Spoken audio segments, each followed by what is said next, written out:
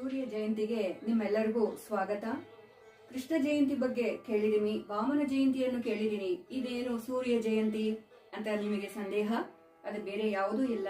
ನಮ್ಮ ರಥಸಪ್ತಮಿಯನ್ನೇ ಸೂರ್ಯ ಜಯಂತಿ ಅಂತ ಕೊಂಡಾಡುತ್ತಾ ಇದ್ದೀವಿ.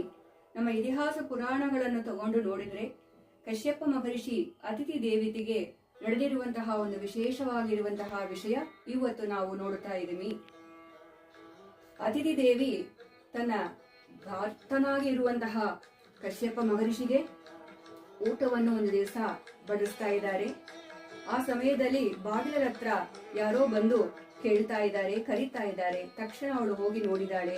ಅಲ್ಲಿ ಒಂದು ಬ್ರಾಹ್ಮಣನು ನಿಂತುಕೊಂಡು, ಅಮ್ಮ ನನಗೆ ಹಸಿ ಆಗ್ತಾ ಇದೆ, ಊಟ ಕೊಡು ಅಂತ ಕೇಳಿದಾನೆ. ಒಳಗಡೆ ಹೋಗಿ ತರಕ್ಕೆ ಸ್ವಲ್ಪ ಸಮಯ ಆಗೋಯಿತು. ಪೂರ್ಣ ಗರ್ಭಿಣಿಯಾಗಿ ಇರೋದ್ರಿಂದಲೇ ನಡೆಯುವುದಲ್ಲಿ ಕಾಲ ದಾಮದ ಆಗೋಯಿತು. ಅವಳು ಬರುವಂತ ಸಮಯದಲ್ಲಿ ಆ ಬ್ರಾಹ್ಮಣನಿಗೆ ಸ್ವಲ್ಪ ಕೋಪನೂ ಉಂಟಾಯಿತು. ಊಟವನ್ನು ಕೊಟ್ಟದ ಮೇಲೆ ಅತಿಥಿ ದೇವಿಗೆ ಅವರು ಒಂದು ಶಾಪವನ್ನು ಕೊಟ್ಟಿದ್ದಾರೆ. ಅಮ್ಮ, ನಿನ್ನ ಗರ್ಭದಲ್ಲಿ ಇರುವಂತಹ ಈ ಶಿಶು ಮರಣ ಆಗತ್ತೆ ಅಂತ ಹೇಳ್ತಾರೆ. ಅದನ್ನು ಕೇಳಿರುವಂತಹ ಅತಿಥಿ ದೇವಿ ಕಶ್ಯಪ ಮಹರ್ಷಿ ಹತ್ರ ಹೇಳಿ ದುಃಖ ಪಡ್ತಾಳೆ. ಅವಾಗ ಕಶ್ಯಪ ಮಹರ್ಷಿ, ನೀನು ದುಃಖ ಪಡಬೇಡ, ಅಮೃತ ಲೋಕದಿಂದಲೇ ಚಿರಂಜೀವಿಯಾಗಿರುವಂತಹ ಮಗನು ನಿನಗೆ ಉಡ್ತಾನೆ ಅಂತ ಆಶೀರ್ವಾದವನ್ನು ಕೊಡುತ್ತಾರೆ. ಆ ಮಗನು ಯಾರು ಅಂತ ಆಶ್ಚರ್ಯ ಅಲ್ವಾ? ಅವರೇ ಸೂರ್ಯದೇವ. ಅತಿಥಿ ದೇವಿಗೆ ಉತ್ತರಾಯಣ ಕಾಲದಲ್ಲಿ ಮೊದಲನೇ ಬಾರಿ ಬರುವಂತಹ ಸಪ್ತಮಿ ತಿಥಿಯಲ್ಲಿ ಸೂರ್ಯ ದೇವನು ಮಗನಾಗಿ ಹುಟ್ಟಿದಾನೆ.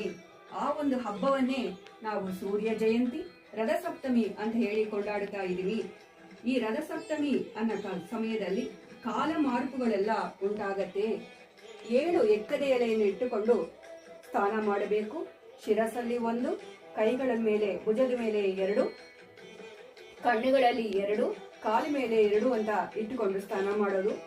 ಗಂಡಸರು ಮಾಡುವಾಗ ಅಕ್ಷತೆ ಇಟ್ಟುಕೋಬೇಕು. ಹೆಣ್ಣು ಮಕ್ಕಳು ಸ್ನಾನ ಮಾಡುವಾಗ ಅಕ್ಷತೆ ಮತ್ತೆ ಅರಿಶಿಣವನ್ನು ಇಟ್ಟುಕೊಂಡು ಸ್ನಾನ ಮಾಡಬೇಕು. ಈ ತರ ಸ್ನಾನ ಮಾಡೋದ್ರಿಂದಲೇ ನಮ್ಮ 7 ಜನ್ಮಗಳಲ್ಲಿ ಮಾಡಿರುವಂತಹ ಪಾಪಗಳು ಹೋಗುತ್ತೆ, ಪಿತೃ ಶಾಪಗಳು ಹೋಗುತ್ತೆ, ಪಿತೃವಲ್ಲಿ ನಾವು ಮಾಡಿರುವಂತಹ ಸಾಲಗಳು ಹೋಗುತ್ತೆ, ಜಾತಕದಲ್ಲಿ ಉಳ್ಳುವಂತಹ ದೋಷಗಳು ಹೋಗುತ್ತೆ. ಇವತ್ತು ಸೂರ್ಯನನ್ನು ಪೂಜೆ ಮಾಡಬೇಕು.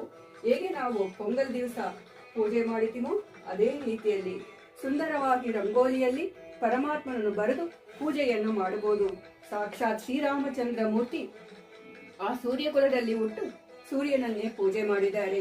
ಬನ್ನಿ, ನಾವೆಲ್ಲರೂ ಕೂಡ ಈ ಸೂರ್ಯ ಜಯಂತಿಯಲ್ಲಿ ಸೂರ್ಯನನ್ನು ಪೂಜೆ ಮಾಡಿ ಸಕಲ ಮಂಗಳವನ್ನು ಪ್ರಾಪ್ತ ಪಡೋಣ.